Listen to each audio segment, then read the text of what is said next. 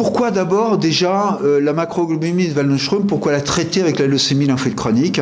On va déjà se poser cette question, puisque on est dans une association qui traite des deux. Pourtant, ce ne sont pas les mêmes noms, donc on va essayer de voir un petit peu pourquoi. En fait, les maladies sont un petit peu identiques, et je vais essayer de vous faire comprendre pourquoi. Alors la première chose, c'est une maladie qu'on connaît très très bien, puisqu'elle a été décrite par Jan Gustav Waldenström, 1944. C'est la première description de cette maladie dans des revues, hein, donc, toute cette description a été faite, hein, chez 2 patients, hein, et depuis 1944, cette maladie donc, est parfaitement bien connue maintenant. La diapositive suivante, alors, elle va vous montrer quelque chose, et peut-être c'est le seul schéma que j'aimerais bien que vous reteniez, qui explique finalement l'évolution de cette maladie. C'est un peu comme la leucémie lymphoïde chronique. Hein, dans la leucémie lymphoïde chronique, on a dit qu'il y avait des malades qui n'étaient pas traités. Mais dans la maladie de Waldenström, ça va être exactement la même chose. Il y a des phases de cette maladie. Alors, première chose, mais ça vous le savez bien, vous avez bien compris, la maladie de Waldenström, c'est une maladie de la moelle osseuse. Hein, d'accord? Et ces lymphocytes ou ces lymphoplasmocytes de la moelle osseuse, ils vont fabriquer une protéine anormale, on le reverra, qu'on appelle une protéine monoclonale IgM.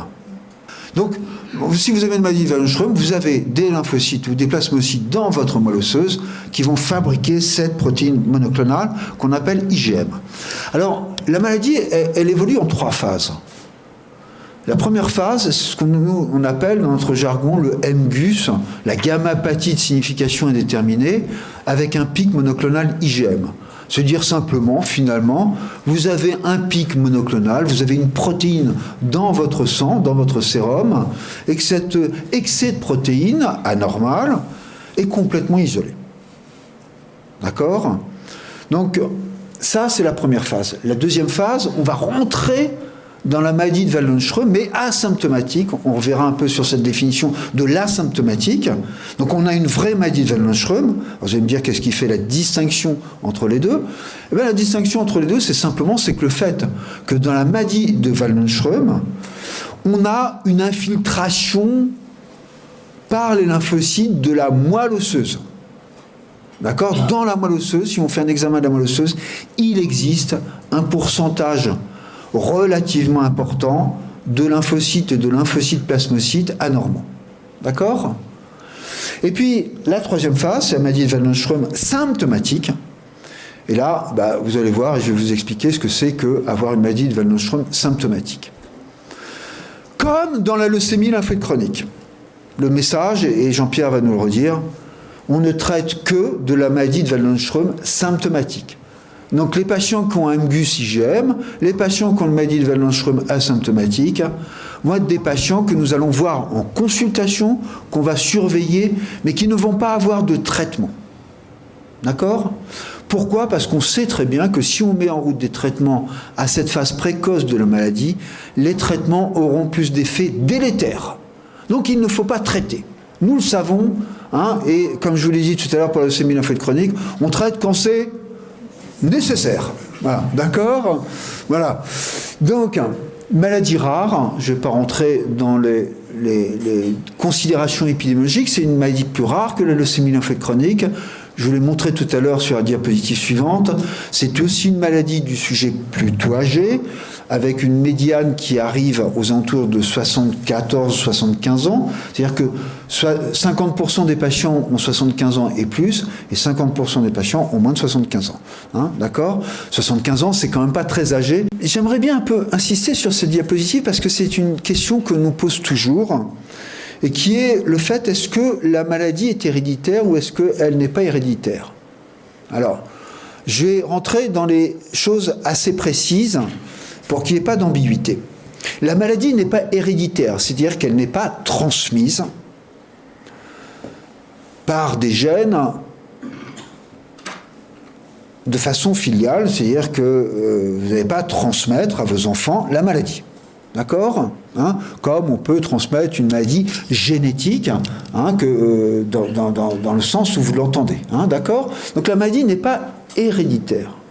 Mais comme vous l'a dit Jean-Pierre Wilk aussi dans la leucémie lymphoïde chronique, on a ce qu'on appelle une agrégation familiale. Et Jean-Pierre Wilk nous a dit tout à l'heure, et il a complètement évidemment raison, on connaît des formes familiales de patients où le frère, la sœur ont une macroglobuline Waldenström, ou le papa et puis le fils ont une macroglobuline Waldenström. Toutes les combinaisons sont possibles. Et donc, effectivement, on a ce qu'on appelle cette agrégation familiale. On l'a aussi un peu dans la leucémie lymphoïde chronique. Alors, qu'est-ce que ça veut dire que cette agrégation familiale ? Ça veut dire que, quand même, il y a des facteurs génétiques, de prédisposition génétique, et ça nous le savons maintenant, qui font que lorsque vous avez une macroglobuline Waldenström, la probabilité que les enfants aient une maladie de Waldenström est plus importante que ce que l'on peut observer dans une population générale. D'accord ? Donc il y a quand même, on va dire, un petit risque, entre guillemets, d'accord ? Le risque est plus élevé chez les enfants. Mais il n'est pas transmis, attention, par les gènes. Ok ? C'est ça la nuance, la différence.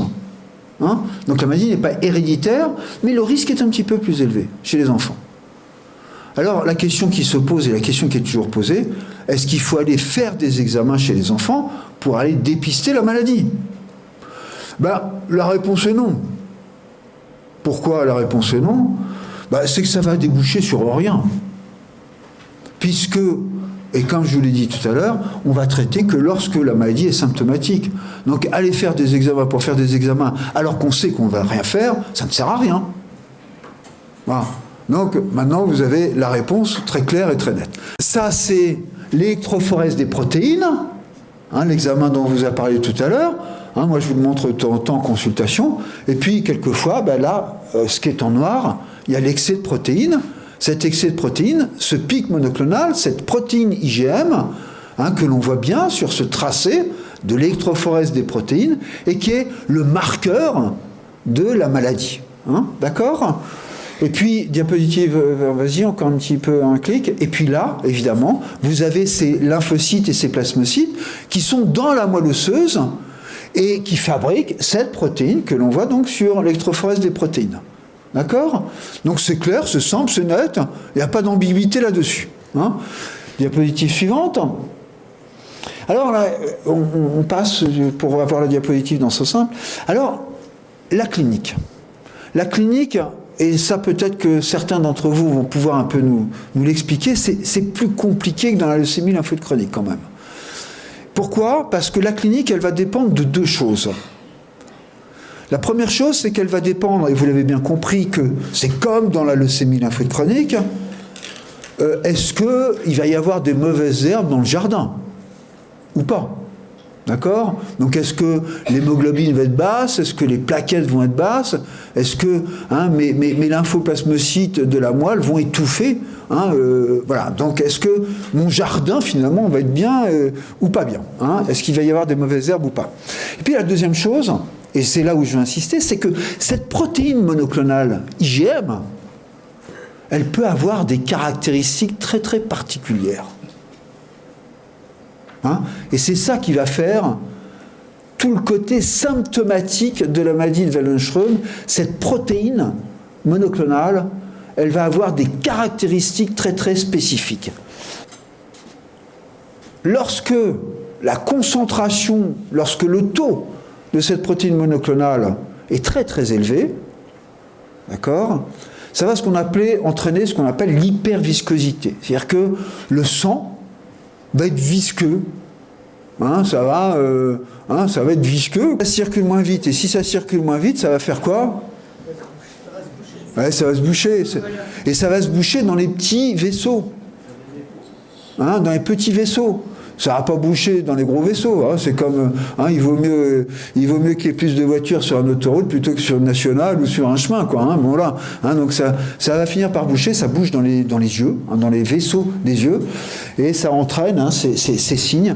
Donc c'est pour cette raison, quand on a une maladie de Waldenström, une hyperviscosité, on peut avoir des maux de tête, on peut avoir des troubles de la vision, et ça, c'est un signe d'hyperviscosité. Cette protéine monoclonale, cette protéine monoclonale IgM, bah, disons qu'elle a une sacrée caractéristique, de temps en temps, heureusement que c'est pas constant, hein, vous l'avez bien compris, c'est qu'elle peut précipiter au froid. Bah, quand il fait froid, la protéine, elle précipite, et puis elle va précipiter dans les extrémités, dans les doigts. Hein, c'est ce qu'on appelle alors quelquefois ce qu'on appelle un syndrome de Raynaud, et ça entraîne cette cryoglobuline. Alors troisième complication, quand on est symptomatique, c'est ce qu'on appelle, et ça c'est un souci pour nous, hein, c'est ce qu'on appelle les neuropathies et les atteintes des gaines autour des nerfs, hein, et c'est ce qu'on appelle la neuropathie. Alors, je sais que certains patients ici ont ce type de complications compliquées, mais globalement, c'est ce qu'on appelle les neuropathies périphériques. C'est-à-dire que cette protéine monoclonale, cette IgM, elle va se nicher, elle va se mettre autour de vos nerfs. Et les nerfs, essentiellement des jambes. Hein, pour entraîner cette neuropathie périphérique. Et quand on a cette neuropathie périphérique, on a une réduction de la force musculaire des jambes. Et puis surtout aussi, on a des troubles sensitifs. Et puis on a l'impression de marcher sur du coton. Hein, c'est ce que les patients nous expliquent très très fréquemment. C'est la neuropathie périphérique. L'IgM, elle va se mettre autour des nerfs. Hein. Alors, c'est plus compliqué parce qu'il y a aussi dans la maladie de Waldenström d'autres complications. C'est-à-dire quelquefois, cette IgM, elle va infiltrer aussi un peu quelquefois les méninges et le cerveau pour donner des syndromes un peu particuliers. Le syndrome de Bing-Neel ou d'autres maladies hein, qui sont des ataxies, des troubles neurologiques. Donc on peut avoir des complications très très spécifiques liées, encore une fois, à la caractéristique spécifique de cette protéine IgM. D'accord ? Message important, et vous l'avez bien compris, et je veux que vous le reteniez, c'est que ça ne donne pas forcément, évidemment, toutes ces complications. On peut avoir un pic IgM sans rien du tout. D'accord ? Mais quelquefois, voilà, hein, on a ces complications liées aux caractéristiques. Voilà. Alors, vas-y, on met toutes les images. Donc finalement, je veux dire, les manifestations cliniques de la maladie de Waldenström, c'est un petit peu tout ça, hein, tout ce que je viens de vous expliquer. Et je vais en rajouter une, parce que les médecins ne sont jamais attentifs et n'écoutent jamais suffisamment leurs patients. Moi, le premier. C'est vrai que nous ne sommes pas attentifs à la fatigue. Et c'est vrai quand on écoute les patients qui ont une maladie de Waldenström, mais c'était vrai aussi pour une leucémie lymphoïde chronique, les patients sont souvent fatigués. Hein. Puis les médecins, on est toujours un peu là en train de dire, moi aussi je suis fatigué, quoi. Mais on fait pas très attention à vous, et ça c'est un tort. Du reste, je le dis. Mais à culpa, comme on dit, on devrait faire plus attention à la fatigue. Et souvent, ce que je dis aux patients qui ont une maladie de Waldenström, mais dites-le moi, dites-le moi que vous êtes fatigué, n'hésitez pas à me le dire, parce que c'est un signe quand même très important dans le côté symptomatique de la maladie. D'accord ?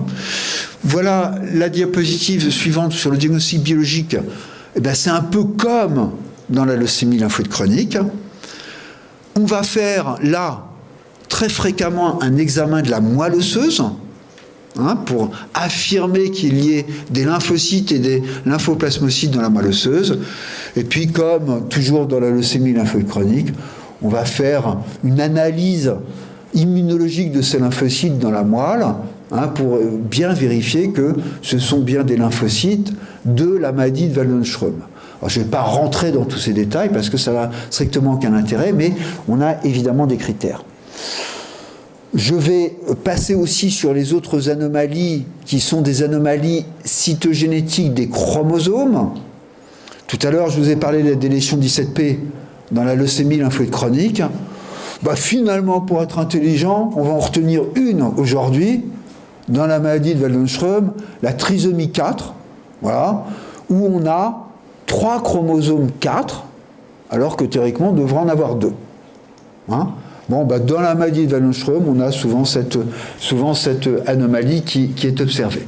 On a aussi d'autres anomalies des chromosomes, ce n'est pas l'objet du débat, et ce n'est pas ça le plus important. Alors, il existe, et c'est ça un petit peu le dernier message que je vais vous faire passer, des mutations dans la maladie de Waldenström, comme dans la leucémie lymphoïde chronique, d'accord? Eh bien, la mutation dans la maladie de Waldenström, c'est MYD88. Voilà. Eh bien, voilà, vous êtes intelligent maintenant. C'est le marqueur de la maladie de Waldenström. Comme dans la leucémie lymphoïde chronique, il y a des mutations TP53. Voilà. Ben, dans la maladie de Waldenström, c'est pas TP53, mais c'est MYD88. D'accord? Pour finir, évidemment, c'est simplement pour vous dire que nous avons évidemment encore beaucoup de travail à faire. Ça, nous en sommes bien conscients. Les choses s'améliorent. Et s'améliore régulièrement, et tant mieux. Bon, voilà, on essaye de faire un peu ce que l'on peut. Dernier message, c'est que poursuivons ce travail. On est tous en équipe. Je mentionne toujours ce trio, et j'aime bien cette image, surtout à l'heure de la Coupe du Monde de rugby. Hein, l'équipe, le patient, le médecin, l'entourage, et puis évidemment hein, tout l'entourage au sens général du terme, les structures hospitalières, les structures libérales, vos médecins généralistes, vos pharmaciens, etc. J'apprends moi tous les jours en consultation, en vous écoutant. Je me dis ah bah oui tiens voilà, donc merci à vous parce que vous me rendez aussi à la fois heureux et de plus en plus mature dans mon expérience professionnelle, et c'est un peu ça qui m'excite et c'est un peu ça qui me fait du bien aussi. Voilà, je vous remercie.